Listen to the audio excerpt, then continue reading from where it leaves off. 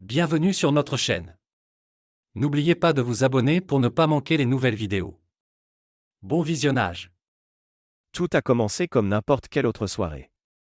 Après une longue journée de travail, je suis rentré chez moi et j'ai retrouvé la routine habituelle. J'ai toujours préféré la structure dans ma vie et garder les choses en ordre est une habitude à laquelle je ne dévie jamais. La première chose que j'ai faite en entrant dans la maison a été de vérifier la boîte aux lettres, juste des factures et un prospectus, rien d'inhabituel.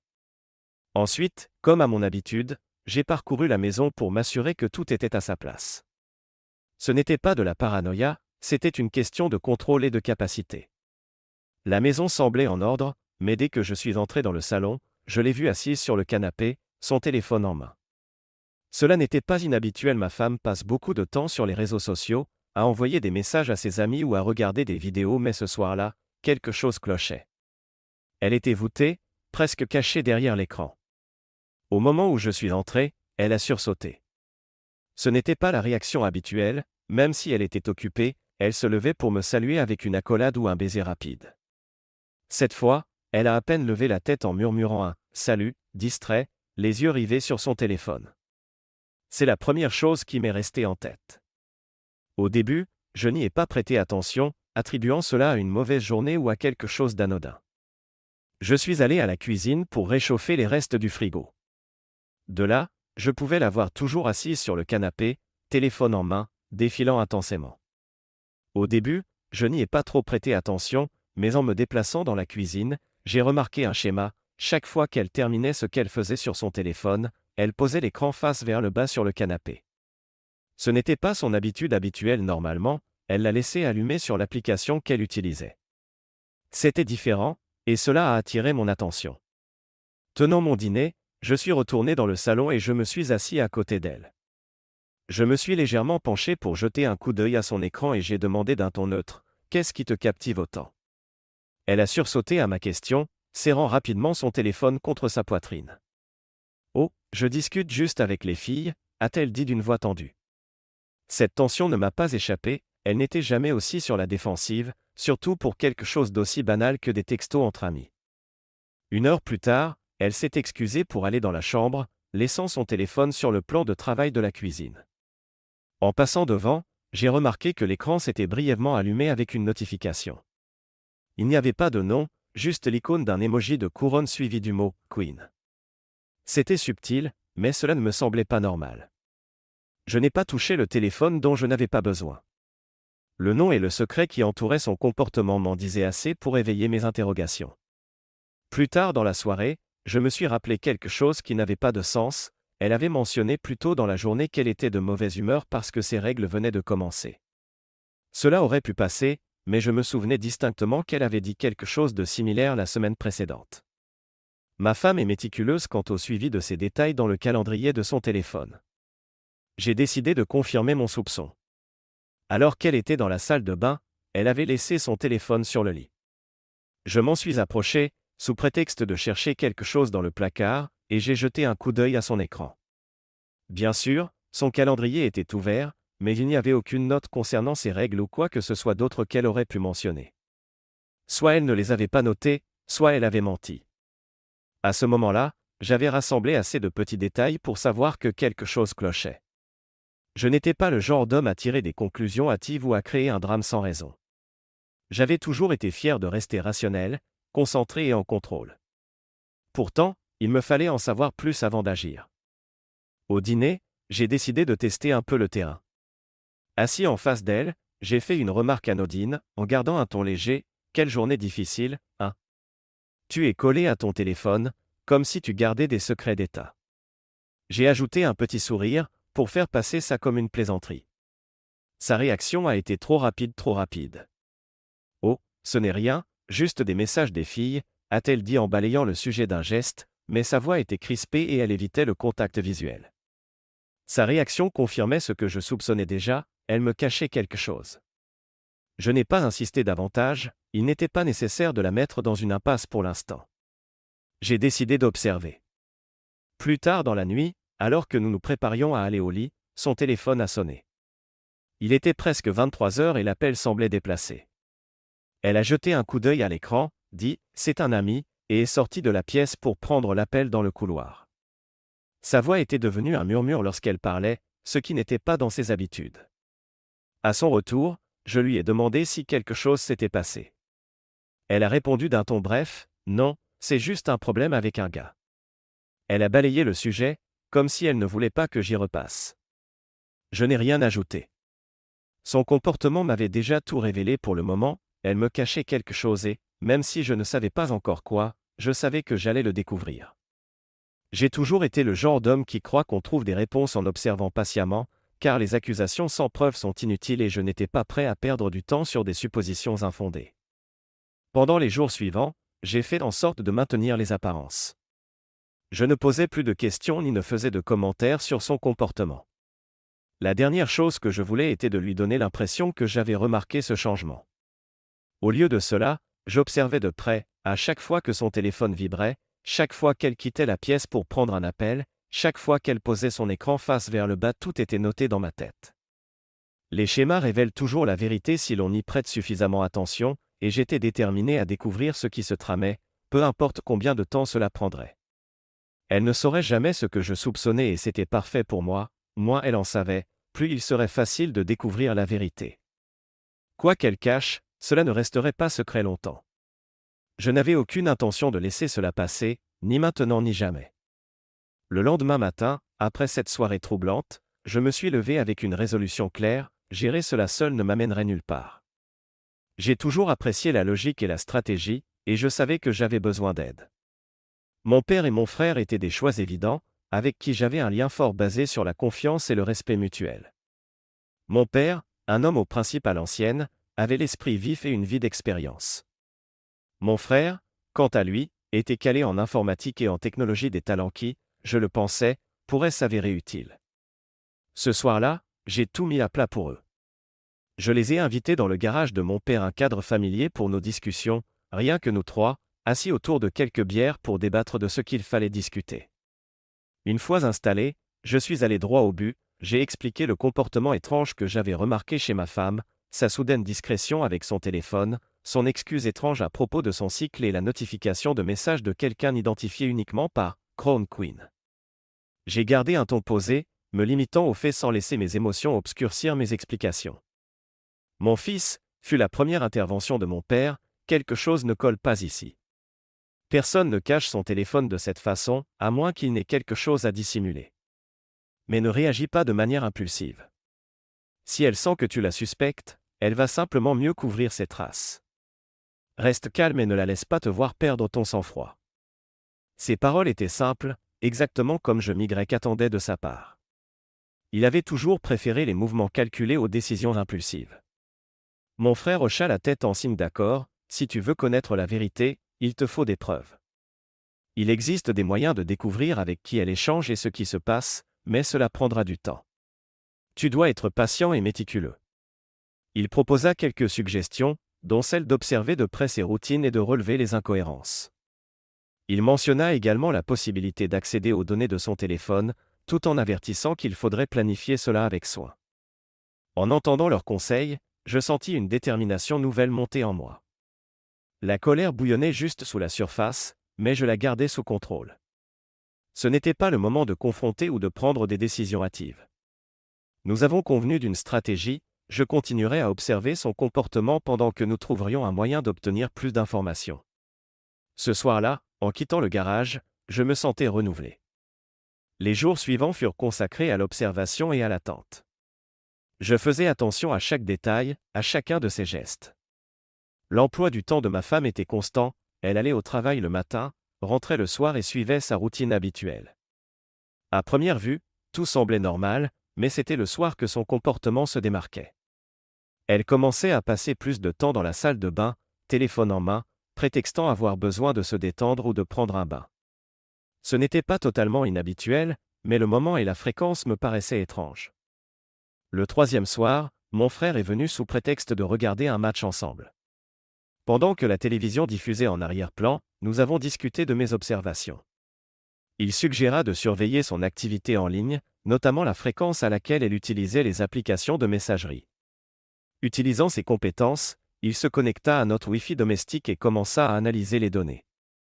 Ce qu'il trouva était révélateur, son activité sur certaines applications augmentait considérablement pendant ses longues pauses à la salle de bain. Il était clair qu'elle ne se contentait pas de faire défiler les réseaux sociaux. Le déclic survint plus tard dans la soirée.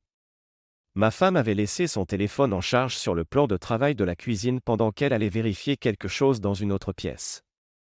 Je passais devant, j'ai jeté un coup d'œil à l'écran qui s'allumait. Là, encore, une notification de « Queen » apparaissait, cette fois accompagnée d'un nom étendu, « Queen of the Hall ». Cela semblait ridicule, mais c'était impossible à ignorer. Nous savions qu'il fallait agir rapidement. Mon frère suggéra de copier les données de son téléphone pour obtenir une image plus claire de la situation. Cependant, l'opportunité fut de courte durée. Dès que nous commencions à mettre en place le procédé, elle revint dans la pièce et attrapa immédiatement son téléphone. Elle le regarda avec méfiance, comme pour vérifier s'il avait été altéré. À ma grande frustration, je remarquai qu'elle commençait à supprimer des messages. Ce geste subtil en disait long. La réalisation me frappa de plein fouet, elle cachait activement quelque chose. Ce n'était pas de la paranoïa ou le fruit du hasard, ma femme effaçait des parties de sa trace numérique, ce qui ne faisait que renforcer ma détermination à découvrir la vérité. Je savais qu'il nous fallait être plus malins dans notre approche. Le lendemain, nous élaborâmes un plan simple mais efficace, créer une distraction suffisamment longue pour que mon frère puisse accéder à son téléphone. Ce soir-là, lors du dîner chez mon père, nous avons mis le plan à exécution. Mon père renversa accidentellement une tasse de café sur la table de la cuisine, provoquant une petite agitation. Alors que tout le monde s'affairait à nettoyer le désordre, mon frère profita de l'occasion pour récupérer son téléphone sous prétexte de l'aider à l'essuyer. En réalité, il le connectait à son ordinateur portable pour extraire des données. Ce fut un moment tendu, mon frère travailla rapidement, mais le processus fut interrompu lorsque, comme si elle avait pressenti quelque chose, ma femme réclama son téléphone d'un ton sec. Mon frère le lui rendit sans hésiter, gardant une expression neutre. Elle l'examina immédiatement, scrutant l'écran à la recherche de signes d'altération.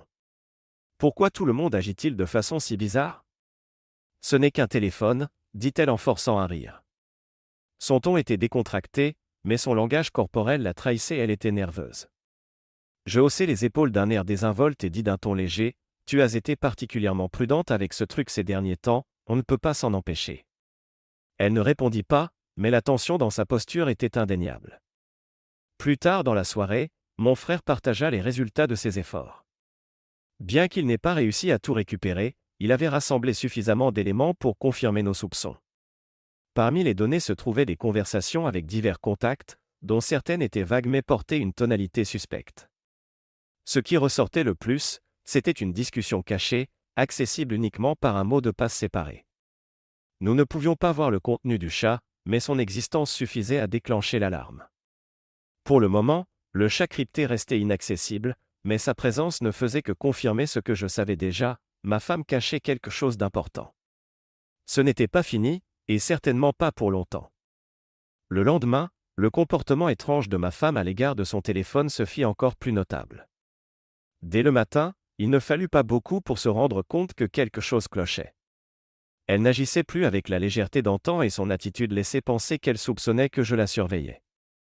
Ce soir-là, de façon imprévisible, elle annonça qu'elle devait rencontrer une amie en ville. « Sarah m'a appelé, » dit-elle avec un air inquiet, « elle a des problèmes et je dois être là pour elle. » En surface, son explication paraissait raisonnable, mais je ne comptais pas prendre quoi que ce soit pour argent comptant. Je hochai la tête et lui proposai de la conduire au café, feignant d'être serviable, mais elle refusa rapidement. « Pas besoin, » dit-elle presque abruptement, « se garer est un cauchemar là-bas, je prendrai ma voiture. » Son insistance pour y aller seule ne fit que renforcer mes soupçons. Dès qu'elle fut partie, je pris mon téléphone et appelai Sarah pour confirmer l'histoire. La conversation fut révélatrice, Sarah balbutia, expliquant qu'elles étaient supposées se rencontrer mais qu'aucun plan concret n'avait été établi. Il était clair qu'elle ne s'attendait pas à la voir, ni n'avait été prise au dépourvu. Quoi qu'il en soit, je n'insistai pas davantage, son hésitation en disait long. Sans perdre de temps, j'appelai mon frère. Nous décidâmes de la suivre pour voir où elle se dirigeait réellement. Nous nous garâmes à une courte distance de son bureau, prêts à vérifier ses mouvements. Il ne fallut pas longtemps avant de voir sa voiture sortir du parking. Fidèle à ses dires, elle se dirigeait vers la ville, mais au lieu de s'arrêter dans un café comme elle l'avait prétendu, elle se gara dans le parking d'un petit restaurant.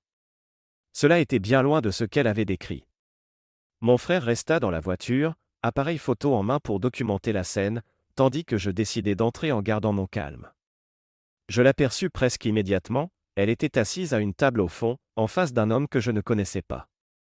Ils ne se tenaient pas la main, ni n'affichaient de gestes d'intimité évidents, mais leur langage corporel en disait long. Il y avait une familiarité tacite entre eux qu'on ne pouvait ignorer. Mon frère réussit à prendre plusieurs photos d'eux avant leur départ, pendant que je restais discret pour qu'elle ne me voie pas. Le lendemain, elle rentra chez elle, prétendant avoir le parfait alibi en exhibant une photo d'elle avec Sarah, prise dans un café. Elle me la montra comme si de rien n'était. Je hochai la tête en feignant l'indifférence, mais à l'intérieur, ma colère bouillait. Le fait qu'elle ait fait tant d'efforts pour fabriquer de fausses preuves ne confirmait que ce que je soupçonnais. Cependant, je gardais mes émotions sous contrôle, réagir trop vite ne lui donnerait qu'un avantage. Ce soir-là, mon frère et moi passâmes en revue les photos et les données que nous avions collectées. Les images prises au restaurant constituaient une preuve indéniable de son mensonge, et combinées aux notifications mystérieuses de « Queen of the Hall », elles commençaient à reconstituer un tableau plus clair, bien qu'il y eût encore beaucoup d'éléments manquants. Parmi les données extraites du téléphone, mon frère découvrit des preuves d'un chat de groupe où elle utilisait ce même alias. Cependant, le chat était crypté et nécessitait un mot de passe pour y accéder.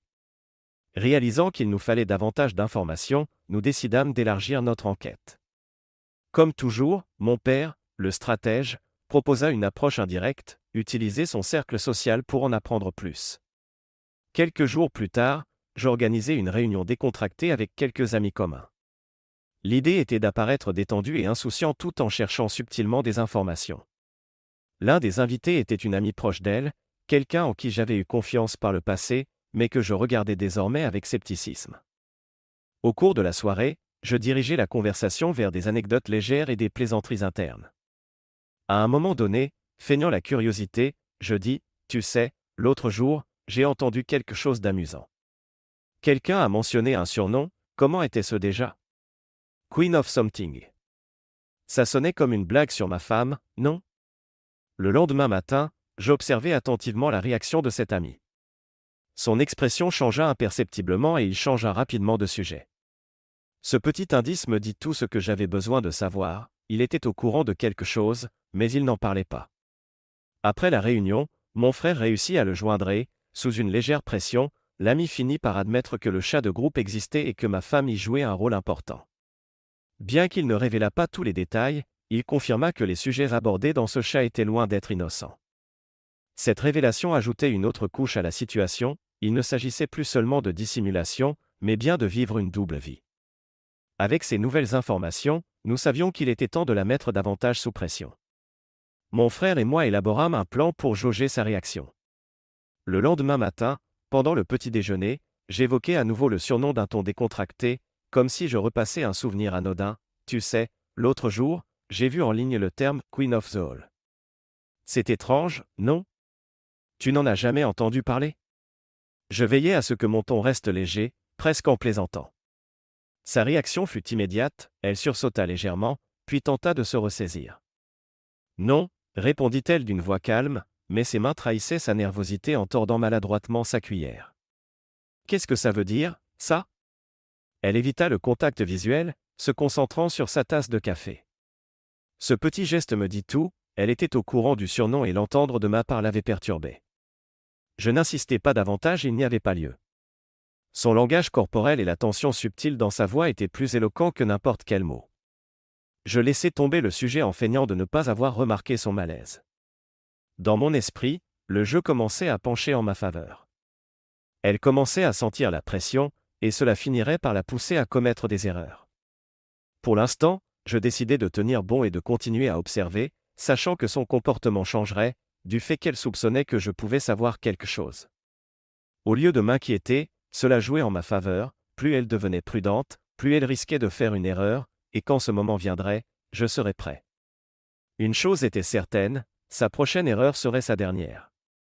À ce stade, j'étais convaincu que ma femme cachait quelque chose d'important. Son alias, Queen of the Hall, Le chat crypté et son comportement de plus en plus étrange étaient des signes criants qu'il y avait bien plus que ce que je pensais au départ. Mon objectif était désormais de réunir des preuves irréfutables, des éléments si solides qu'aucune explication ou excuse ne pourrait les contredire. Il était temps de passer de la suspicion à des faits avérés.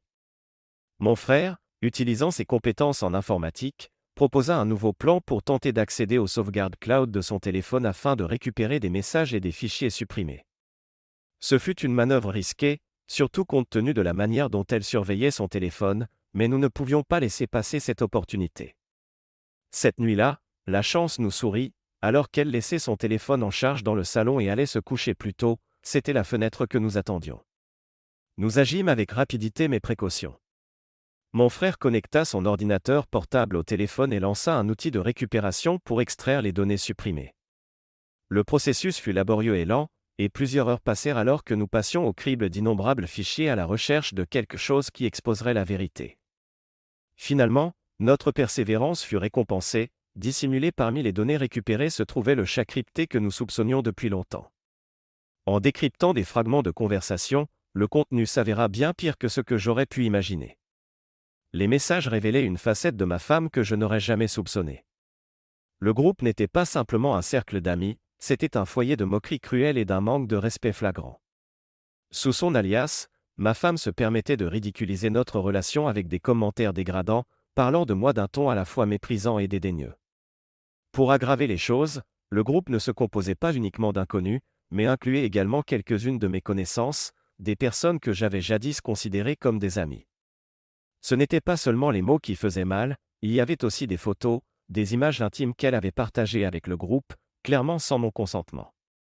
L'alias, Queen of the Hall, n'était pas simplement un surnom, il symbolisait sa domination présumée au sein de ce groupe, où elle jouait un rôle central en menant des conversations remplies de remarques sarcastiques, d'implications sexuelles et de commentaires autoglorifiants sur sa capacité à mener cette double vie. Mon frère, voyant la tension grandir dans mon expression, me demanda si nous devions arrêter. Je secouai la tête fermement et dis « Télécharge tout, j'ai besoin de tout ». Après un moment d'hésitation, il acquiesça. Lorsque mon père apprit l'existence de ces preuves, il me conseilla de faire preuve de prudence. « Elle est déjà sur les nerfs », m'avertit-il, « si elle se doute que vous êtes sur sa piste, elle fera tout pour couvrir ses traces ou retourner la situation contre vous. » Son conseil était judicieux. Je savais qu'agir prématurément pourrait se retourner contre moi, alors je décidai de continuer à jouer le rôle du mari insouciant. La priorité était désormais de sécuriser et de préserver toutes les preuves collectées. La prochaine étape serait de consulter un avocat. Mon père organisa une rencontre avec un professionnel de confiance, expérimenté dans ce genre d'affaires. Lors de la réunion, je présentai tout, le comportement, les mensonges, les photos et les messages du chat de groupe. L'avocat, impassible, déclara « Ceci est largement suffisant pour entamer des poursuites, mais il te faut agir avec prudence. Ne laisse pas transparaître que tu sais quoi que ce soit. Laisse-la croire qu'elle garde le contrôle. » Nous discutâmes de la meilleure manière de procéder, y compris l'initiation des démarches de partage des biens et la préparation des papiers de divorce. L'avocat insista sur l'importance de maintenir une façade de normalité afin d'éviter tout mouvement brusque de sa part. J'acceptai et me promis de garder mes émotions sous contrôle, malgré la colère et la trahison qui me rongeaient. De retour à la maison ce même soir, j'entamai la mise en œuvre des conseils de l'avocat. J'avais disposé discrètement des documents juridiques des brouillons évoquant des termes tels que divorce, tribunal et partage des biens sur mon bureau. Lorsqu'elle remarqua ces papiers, je balbutiai des réponses vagues, expliquant que c'était lié au travail. À chaque fois, j'observais attentivement son regard inquiet et ses gestes hésitants, trahissant son anxiété croissante. Malgré tout, je restais extérieur calme. Un soir, lors d'un dîner, je poussai encore un peu plus les choses en lançant une remarque apparemment anodine, mais calculée, « C'est amusant, tu ne trouves pas que certaines personnes pensent que leurs secrets resteront à jamais cachés ? Le monde a une façon de s'assurer que la vérité finit toujours par éclater. » Elle s'immobilisa un instant, puis émit un rire forcé. « De quoi parles-tu » demanda-t-elle, sa voix légèrement tendue. Je haussai les épaules d'un air nonchalant, ce n'est qu'une réflexion. Le dernier indice vint tard dans la nuit. Elle avait recommencé à passer plus de temps dans la salle de bain, serrant son téléphone comme s'il était sa bouée de sauvetage. Pendant qu'elle était à l'intérieur, j'envoyai un message à notre avocat pour lui demander de préparer les documents, en écrivant « J'en ai assez ». Parallèlement, j'ordonnai à mon frère de faire plusieurs sauvegardes des preuves que nous avions collectées, au cas où elle tenterait de les détruire ou de les nier. Les jours qui suivirent, son anxiété devint de plus en plus évidente. Elle était sur le qui-vive, sa voix était aiguë et défensive, et de simples questions provoquaient des réactions excessives. Sa confiance d'antan avait laissé place à une énergie nerveuse difficile à masquer. Chaque regard fuyant, chaque explication précipitée, chaque geste agité racontait la même histoire, elle savait que ses mensonges étaient sur le point d'être découverts. Je ne la confrontais pas directement, il n'était pas nécessaire de lui donner une raison de se douter que je préparais l'inévitable, je continuais simplement à observer et à attendre. Ses regards inquiets, ses réponses brusques et sa tension constante me confirmaient qu'elle s'effritait. Le moment de vérité approchait à grands pas, et son masque se fissurait peu à peu.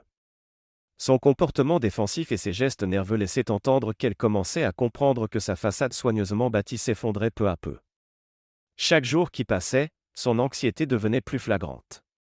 Pourtant, malgré toute cette tension, elle continuait à s'absenter fréquemment de la maison comme si ses sorties étaient à la fois une source de peur et une nécessité qu'elle ne pouvait abandonner. J'observais attentivement ses allées et venues, qui devinrent presque routinières. Les lundis soirs étaient toujours tardifs à cause du travail, les mercredis soirs se transformaient soudainement en sorties entre filles, et, pour repousser encore plus les limites, elle annonça le vendredi qu'elle passerait la nuit chez une amie pour se remémorer le bon vieux temps. J'écoutais sans réagir, masquant la colère qui brûlait en moi. Ce n'était plus tant le mensonge en lui-même qui faisait mal, mais l'audace avec laquelle elle le perpétuait. Ses absences n'étaient plus fortuites ou accidentelles, elles suivaient un schéma, un but précis à chaque fois. Elle quittait la maison avec une aura de désespoir, comme si ses sorties étaient une drogue dont elle ne pouvait se passer, même si le risque d'être découverte planait constamment. À chaque sortie, ma détermination à dévoiler la vérité se renforçait. Les journaux de discussion partiellement récupérés par mon frère nous donnèrent les premiers indices sur ces mystérieuses réunions.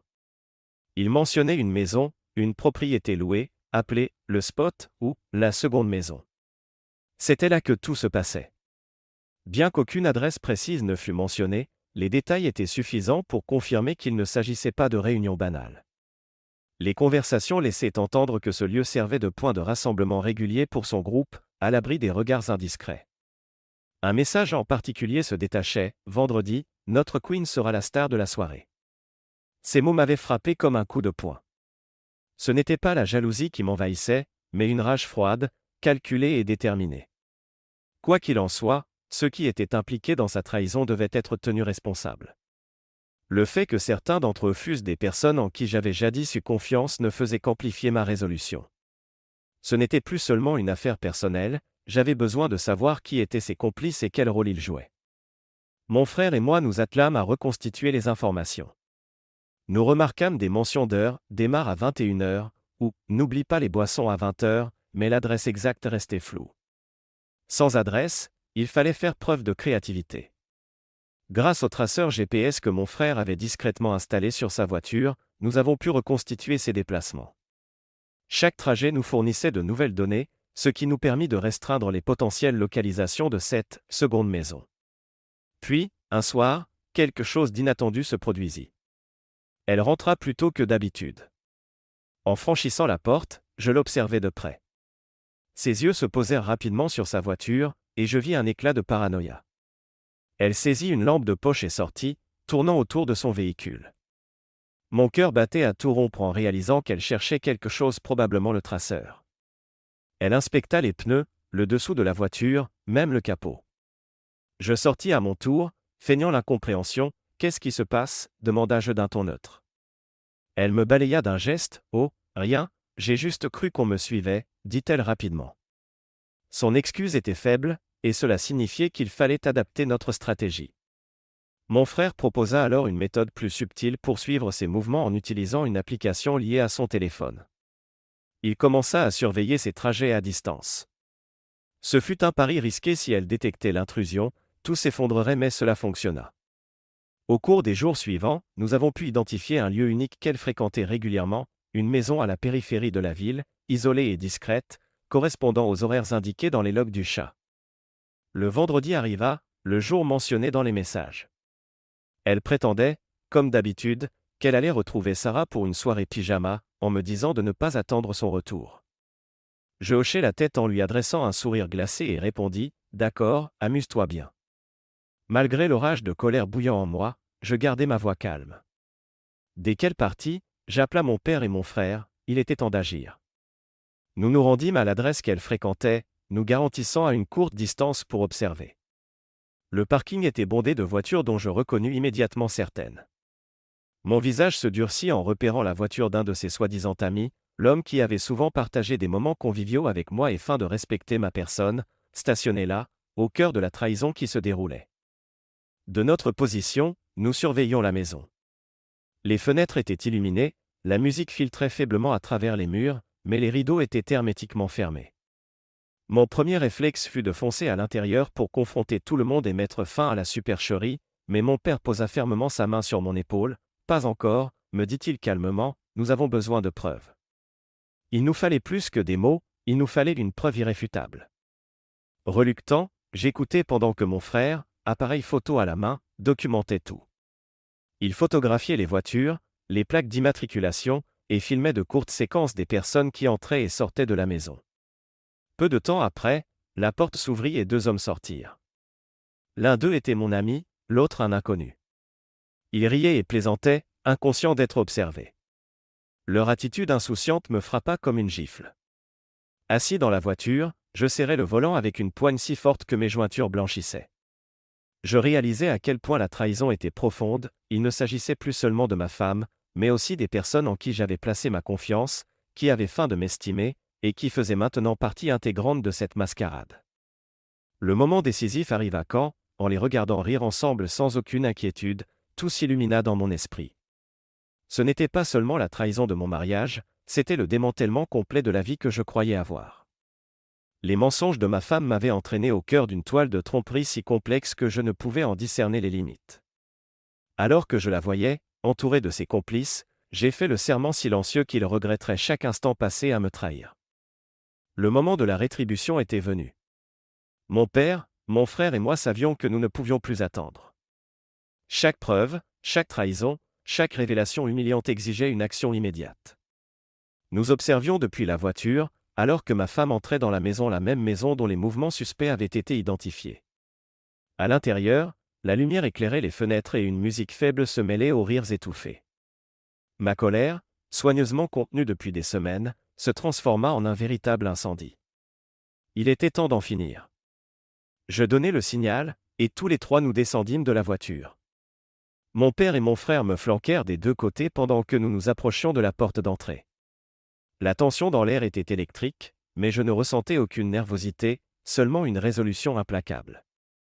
Sans hésiter, je donnai un coup de pied à la porte qui s'ouvrit avec un claquement sec, semblable à une brindille qui se casse. La musique s'interrompit brusquement, remplacée par des exclamations étouffées. J'entrai dans la pièce, le cœur battant la chamade mais l'esprit résolument concentré sur ma tâche, détruire cette façade de mensonges qu'ils avaient érigée. La scène à l'intérieur était exactement ce à quoi je m'attendais, un vaste salon rempli de personnes se croyant intouchables. On y voyait des rires, de l'alcool et une arrogance suffocante. Puis, je la visse. Ma femme, installée sur un canapé, chevauchait un homme que je ne connaissais pas immobile, ils virent leur expression passer de la surprise à la peur en m'apercevant.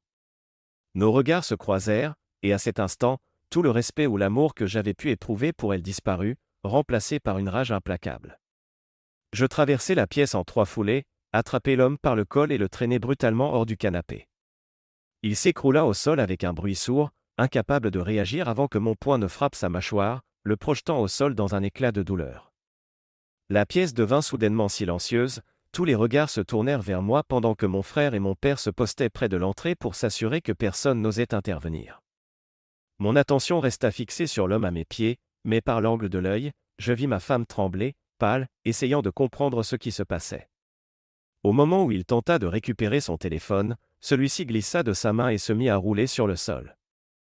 Je le ramassai et, à ma grande stupéfaction, il n'était pas verrouillé. Mon pouce survola l'écran, poussé par une curiosité morbide, et j'ouvris l'application de messagerie. Immédiatement, je reconnus l'icône du fameux chat de groupe, celui où ma femme avait acquis ce titre répugnant de « Queen of the Hall ». Mais il y avait encore plus, un lien vers un autre chat, encore plus privé. J'ouvris ce second chat et fus accueilli par le pire des scénarios, vidéos, photos et messages dégradants s'affichaient, chacun plus abject que le précédent. Ma femme était la vedette de leur club malsain, le centre de leur divertissement perverti. La première vidéo que je visionnais confirmait tout, elle était entourée de 4 hommes qui riaient et se pavanaient. Comme si ces actions n'avaient aucune conséquence. Les visages des hommes dans la vidéo ne m'étaient pas étrangers, ce n'étaient pas de simples inconnus, mais des amis de longue date qui, en apparence, m'avaient autrefois respecté. Mon emprise sur le téléphone se resserra alors que je parcourais les messages, les photos, les vidéos, autant de preuves de son mépris total pour moi et notre mariage. Le coup final fut son nouveau surnom, affiché en bonne place dans le chat, un terme vil, dégradant, qui ne laissait aucun doute sur la manière dont elle se percevait par rapport à ces hommes. Je n'étais même plus capable de prononcer ce mot à voix haute, il résumait tout, son attitude, son dédain absolu pour ce que nous avions bâti ensemble. Alors que je restais figé, fixant l'écran, elle trouva enfin sa voix. Des larmes coulèrent sur ses joues alors qu'elle se mit à sangloter, joignant ses mains dans une tentative pathétique de paraître repentante. « Ce n'est pas ce que tu crois, implora-t-elle en s'avançant vers moi, je peux t'expliquer. » Ces mots étaient creux et vides. J'ai levé la main pour l'interrompre, mon expression demeurant froide et implacable. « Tu as déjà tout expliqué, dis-je d'un ton bas mais ferme. Voilà qui tu es. » Elle tenta de se rapprocher, mais je lui tendis le téléphone pour l'arrêter net. « Tu n'es plus ma femme, déclarai-je, mon ton définitif. Je dépose le divorce. » Son visage devint livide à l'écoute de mes mots. Elle ouvrit la bouche pour répliquer, mais je me détournai déjà. Ce qu'elle avait à dire n'avait plus d'importance, à mes yeux, elle avait cessé d'exister dès que j'avais vu cette vidéo. Je remis le téléphone à mon frère, qui sécurisa rapidement l'épreuve. Mon père fit un signe pour que nous partions, mais je n'avais pas encore terminé.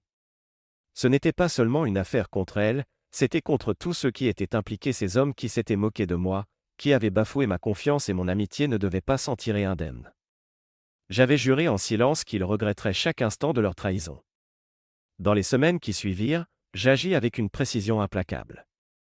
Le premier homme, accablé de dettes, fut exposé quand je divulguai ses problèmes financiers aux bonnes personnes. Sa maison fut saisie, et sa famille découvrit les mensonges qu'il avait répandus pendant des années. Le deuxième, qui détournait de l'argent au travail, se retrouva licencié lorsque son employeur reçut une dénonciation anonyme concernant ses agissements, sa réputation fut ruinée et il fut mis sur liste noire dans son secteur. Le troisième, avec un passé de fraude mineure, fut finalement jugé lorsque je remis aux autorités des preuves de ses méfaits, ce qui conduisit à son arrestation et à une condamnation qui l'empêcherait de recommencer. Quant au quatrième, le plus arrogant de tous, qui se croyait intouchable, fut exposé lorsqu'une liaison fut découverte et que j'envoyai les preuves à sa femme. Son monde soigneusement construit s'effondra, elle le quitta, emportant leurs enfants, et son image fut irrémédiablement brisée. Je n'éprouvais aucune pitié pour ce que j'avais fait, il ne s'agissait pas de simples erreurs ou malentendus, ces hommes avaient choisi de me trahir, de m'humilier et de traiter ma vie comme un terrain de jeu. Ils méritaient chaque conséquence qui leur fut infligée. Lorsque je rentrai finalement à la maison, je trouvai ma femme ou plutôt la femme que j'avais jadis appelée ainsi attendant, les valises prêtes, en pleurs, quémandant mon pardon. Je lui dis calmement, « Tes affaires sont par la porte, tu ne vis plus ici. » Ses larmes se transformèrent en colère alors qu'elle tentait de s'en prendre à moi, menaçant de m'exposer pour me faire regretter mes actes. Je la regardai froidement, impassible, « Tu n'es plus rien pour moi. » Sur ces mots, je lui ouvris la porte et la regardai s'éloigner, ses valises traînant derrière elle. Je m'assis sur le canapé, épuisé mais résolu. Il n'y avait ni tristesse, ni remords, seulement un sentiment de finalité. J'avais fait tout ce qui était en mon pouvoir pour que chacun d'eux paye pour sa trahison. Elle était désormais exclue de ma vie, ainsi que le fardeau de ses mensonges. Lorsque les procédures de divorce commencèrent, je m'attendais à ce que ma femme parte sans bruit, consciente que sa trahison avait été dévoilée. J'avais imaginé qu'elle accepterait sa défaite et disparaîtrait de ma vie. J'avais pourtant sous-estimé sa capacité de manipulation. Au lieu de céder, elle décida de riposter en usant de toutes les tactiques déloyales possibles pour m'entraîner dans sa chute. Sa première manœuvre fut de tenter de retourner ma propre famille contre moi. Elle savait combien mes parents valorisaient la famille et adhéraient aux croyances traditionnelles selon lesquelles un mariage devait être préservé à tout prix. Un jour, elle se présenta chez eux, non invitée, enlarmée avec 1000 excuses, jouant la comédienne, sanglotant sur ses erreurs et suppliant mes parents de me convaincre de lui pardonner. Elle se présentait comme une femme repentie, perdue et désespérée de vouloir reconstruire ce que nous avions autrefois. Son stratagème fonctionna, du moins un peu. Mes parents, qui l'avaient toujours apprécié, m'appelèrent peu après sa visite et me supplièrent de lui donner une seconde chance. Elle a l'air sincèrement désolée, disait ma mère, peut-être a-t-elle juste besoin de ta compréhension. J'avais anticipé cela et j'étais prêt. Calmement, je leur exposai toute l'histoire, en leur montrant les captures d'écran, les photos, les logs de discussion, ainsi que quelques vidéos moins explicites. Leurs visages se fermèrent en réalisant la gravité de sa trahison, la femme qu'ils avaient accueillie comme un membre de la famille menait une double vie. Toute sympathie qu'ils auraient pu éprouver s'évapora instantanément. Consciente d'avoir échoué auprès de mes parents, elle se lança alors dans une guerre juridique. Par l'intermédiaire de son avocat, elle exigea plus que ça par équitable argent, bien et même une part de mon entreprise. Elle lança d'innombrables accusations, m'accusant d'être autoritaire et oppressif durant notre mariage, se posant en victime d'un mariage l'étouffant. C'était un mensonge flagrant, mais cela ne m'étonna pas, c'était sa dernière tentative pour tirer profit du chaos qu'elle avait créé. Heureusement, mon avocat s'avéra exceptionnel. Ensemble, nous démontâmes ses revendications une à une. Chaque accusation qu'elle portait fut contrée par des preuves irréfutables, les vidéos, les messages, et les témoignages de ses propres actions laissaient peu de place au doute. Elle tenta de verser des larmes au tribunal, espérant susciter la compassion du juge, mais sa performance échoua lamentablement. Les preuves parlaient d'elles-mêmes. Alors que le procès s'éternisait, elle se tourna vers les réseaux sociaux, y diffusant de longs monologues dans lesquels elle se peignait en victime d'un mari abusif, m'accusant d'avoir détruit sa vie et me présentant comme vindicatif et cruel. Au début, quelques-uns de ses amis la soutinrent en partageant ses publications. Mais la majorité resta silencieuse, sachant ou suspectant la vérité. Ces mensonges ne tinrent pas longtemps face à l'examen minutieux. Pour ma part, je restai silencieux, refusant de répondre à ces provocations en ligne, préférant attendre patiemment que le vent tourne. Mon frère et moi diffusâmes ensuite quelques extraits des logs de discussion, pas de contenu trop explicite, mais assez pour révéler sa vraie nature. Les captures d'écran montrant ses commentaires cruels et son comportement dégradant dans le chat se répandirent rapidement. Ceux qui l'avaient initialement soutenu se turent, honteux d'avoir été associés à elle. Sa réputation s'effondra, et en cours, lors de l'audience finale, elle tenta désespérément de me discréditer en me criant dessus, m'accusant de vouloir ruiner sa vie, prétendant que je la laissais sans rien, que j'étais vindicatif et sans cœur. Sa voix monta en intensité, mais moi, je restai calme, laissant ses mots ricocher sur moi. Lorsqu'elle s'arrêta, épuisée par sa propre explosion, je me levai et m'adressai solennellement au tribunal. Elle a détruit notre mariage, déclarai-je simplement. Tout ce que je fais, c'est protéger ce qui m'appartient. La justice triomphera. Le juge rendit alors une décision en ma faveur. Elle quitta le tribunal avec seulement ce qui lui revenait légalement, rien de plus. Ses demandes concernant une part plus grande de mes biens et de mon entreprise furent rejetées, une réponse nette qui anéantissait ses tentatives de manipulation. Lorsque la décision fut annoncée, elle laissa échapper un cri de frustration, perdant peu à peu sa contenance devant tout le monde. Ce fut le coup de grâce à sa façade soigneusement érigée. Après l'audience, je rentrai chez moi pour découvrir ses affaires prêtes devant la porte. Elle essayait encore de négocier, sa voix emplie de désespoir, me suppliant, menaçant même de tout dévoiler sur mon traitement à son égard. Je lui indiquai froidement, « Ton heure est terminée ». Elle réagit avec colère, proférant des insultes et des accusations, mais je restai impassible.